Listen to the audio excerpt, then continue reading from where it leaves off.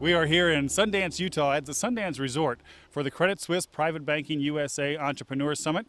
We're obviously here with Mark Cuban, the founder of Broadcast.com, the owner of the Dallas Mavericks, and a co-founder of HDNet. Yep. Let's talk about Broadcast.com first. What was the genesis there? How did you get it to scale so effectively? Well, my partner, Todd Wagner, came to me. We both went to Indiana University. And back then, if there was a basketball game we wanted to watch or listen to, if it wasn't on national broadcast television, you were just out of luck. And so he said, you know what, with the internet happening, this is 1995, you're a geek, there's got to be a way you can figure out for us to listen to games other than literally having somebody hold up a radio to a speakerphone that was living in Indiana. So I geeked out, bought a computer, put together an ISDN line, and we started a company called AudioNet.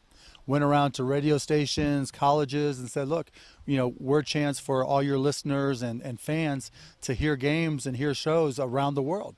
And we had no idea what would happen. Literally, we started with $3,000 and put up the site, and we just hustled. And 2 weeks later, the site was crashing from too much traffic, and we were getting emails 24 hours a day, people listening around the world, and we knew we had something. And then from there, we turned it into Broadcast.com by adding video.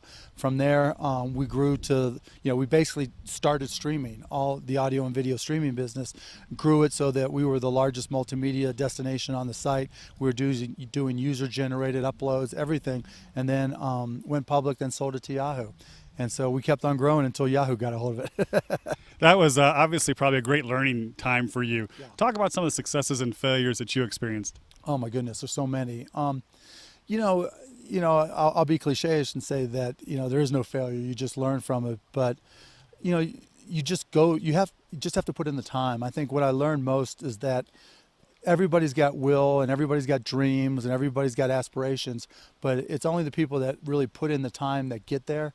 And I think I learned most that despite any setbacks, that if I just keep on grinding, I keep on working, that I usually can outwork people. And then, I also learned that no matter how many times you fail, it really doesn't matter. All it takes is one hit, and then everybody can call you an overnight success.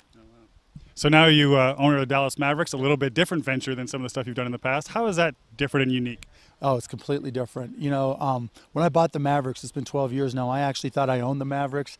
In the reality, even though I write the checks, it's the community, all of North Texas, that owns the Mavs.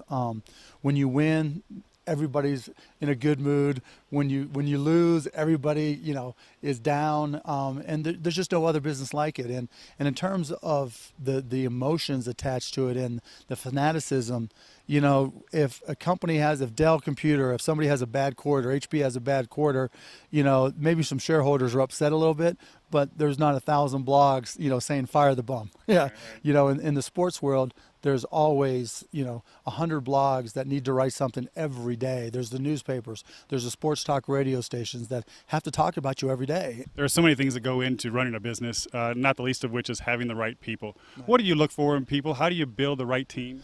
The first thing I always look for when I start a company is somebody who's nothing like me. I'm nasty enough. I need to get somebody right. I tend to be a ready, fire, aim, and I try to look for people who are the exact opposite. As an entrepreneur, what are you looking for down the road? What are areas that interest you? Everything always interests me. I'm lucky because I really enjoy reading about technology. I'm one of those sick groups of individuals that will read manuals and and go to tech websites and just troll through it and actually read. But I love technology because it's always changing, and whenever you're in an industry that's changing, it also means that everybody's got equal footing and everybody's got that equal opportunity. So it's me against all the 12-year-olds, working on their phones, trying to create the next Facebook, Twitter, whatever comes next. And so I like that challenge. In terms of the next big thing, I really think it's going to be personalized medicine.